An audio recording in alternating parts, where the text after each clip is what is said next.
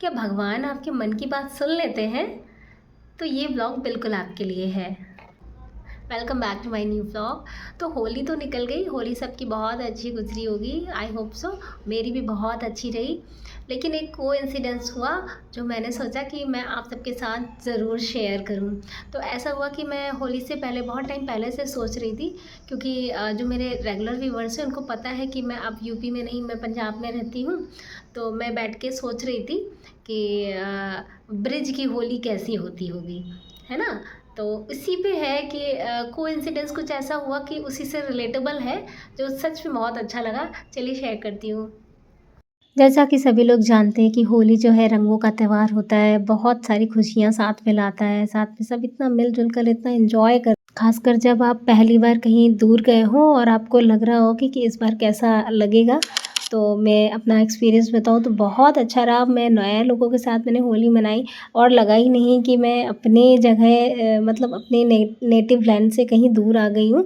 और होली कैसी मनेगी ये प्रैक्टिकली मैंने देखा कि बिल्कुल वैसे ही फ़ील हुआ। और दूसरी चीज़ ये जो मैं आपको शेयर करना चाहती हूँ कि होली के कुछ दिनों पहले ना मैं सोच रही थी कि ब्रिज की होली कैसी होती होगी। वहाँ तो मतलब फूलों की होली, लठमार होली और बहुत सारी होली बहुत सारी प्रसिद्ध हैं। तो काफ़ी टाइम से मैं ये सोच रही थी कि काश मैं यूपी में रह के एक बार ब्रिज की यात्रा भी कर लेती और होली भी ज़रूर देख पाती एक बार। तो कैसा लगता वहाँ पे जाके, कैसा लगता होगा, इतना मनोरम दृश्य देखने को मिलता है जो आजकल तो सोशल मीडिया पे बहुत चीज़ें देखने को आपको लाइव मिल जाती है। बड़ा मज़ा आता है देख कर के कि काश हम भी एक बार ब्रिज की होली खेल पाते। और दूसरा ये मैंने कई जगह पे देखा कि ठाकुर जी को जो है माखन का और मिश्री का भोग लगाया जाता है।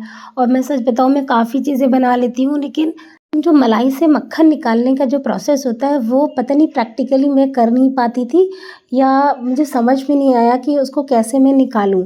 कई वीडियोज़ में देखती थी लेकिन मैं कभी भी माखन नहीं निकाल पाई हाथों से, जो मैं देखती हूँ लोग मथ कर मक्खन निकालते हैं। मतलब मेरा एक बहुत दिल की इच्छा थी कि मैं ठाकुर जी के साथ होली खेलूँ और उनको माखन मिश्री का भोग लगा पाऊँ। ये एक मतलब एक ड्रीम जैसा था कि ऐसा मैं करूँ तो कितना अच्छा लगेगा।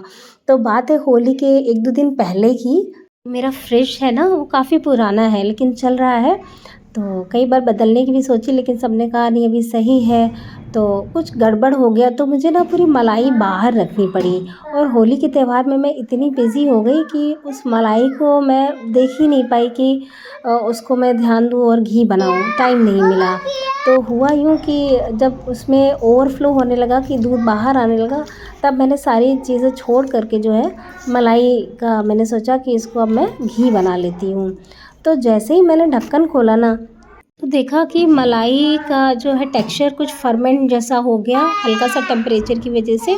और उसमें मुझे लग रहा था कि ये बटर है, क्योंकि मैं श्योर नहीं थी, क्योंकि मक्खन बनाने का मेरा बिल्कुल प्रैक्टिकल एक्सपीरियंस नहीं था। और मैंने जैसे भी उससे मथनी से विस्कस जो होता है ना उससे मैंने मथा, तुरंत सारा मक्खन अलग हो गया।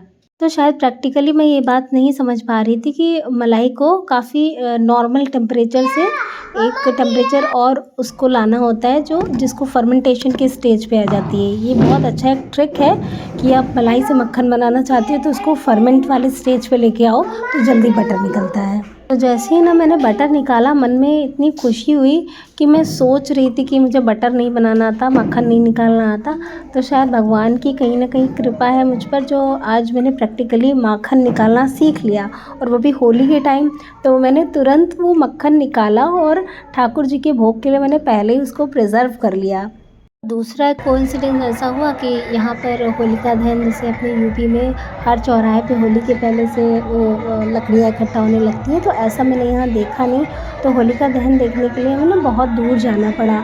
तो और काफ़ी रात हो गई थी तो हम पहुँचे, होलिका दहन देखा और उसके बाद का जो दृश्य देखा ना, तो मैं एकदम श्योर हो गई कि भगवान की बहुत अच्छी कृपा है मुझ पर, जो उन्होंने मुझे ऐसा दृश्य दिखाया, क्योंकि मैं ऐसा सोच रही थी। जैसे ही होलिका दहन में मैंने जो कुछ विसर्जित करना था, चढ़ाना था, वो सब चढ़ा दिया और जल वगैरह अर्पित करके उसके बाद वहाँ पे डीजे लगा हुआ था। तो हमने सोचा थोड़ा डांस वांस देख लेते हैं। तो मैंने वहाँ पे जो देखा ना मैं बता नहीं सकती। जैसे ही मैंने देखा तो देखा वहाँ राधा कृष्ण वाला थीम वाला जो है होली डांस चल रहा था, ब्रिज वाली थीम की होली चल रही थी। और वहाँ पे कुछ लोगों ने कॉस्ट्यूम पहने हुए थे, राधा कृष्णा का वेश बना के लोगों को पकड़ पकड़ के वो लोग रंग लगा रहे थे, जैसे राधा और कृष्णा की टीम जो होली का खेलते थे। कि ऐसी होली ना मैंने पहली बार देखी थी, तो मतलब मेरे दोनों ही मतलब सपने जैसे पूरे हो गए कि मैंने माखन भी निकाल लिया और ब्रज वाली होली भी देख ली। तो फिर मैंने उसके बाद अपने घर में लड्डू गोपाल का किया श्रृंगार, उसके बाद उनके पास बैठकर मैंने होली खेली, फूलों की, गुलाल की, साथ ही साथ मैंने माखन का भोग लगाया और अपने दोस्तों के साथ उसके बाद खूब रंग एंजॉय किया, खूब होली खेली, बहुत मज़ा आया, सच बता रही हूँ। इस बार की होली ने ना मेरे मतलब बहुत सारे जैसे सपने पूरे से हो गए कि हाँ, जो मैं नहीं कर पाई थी ना, इस बार मैंने सब कुछ किया। होपफुली आपको व्लॉग अच्छा लगा होगा। अगर अच्छा लगे तो लाइक कीजिएगा, चैनल को सब्सक्राइब करना बिल्कुल मत भूलिएगा। फिर मिलते हैं एक नए व्लॉग में।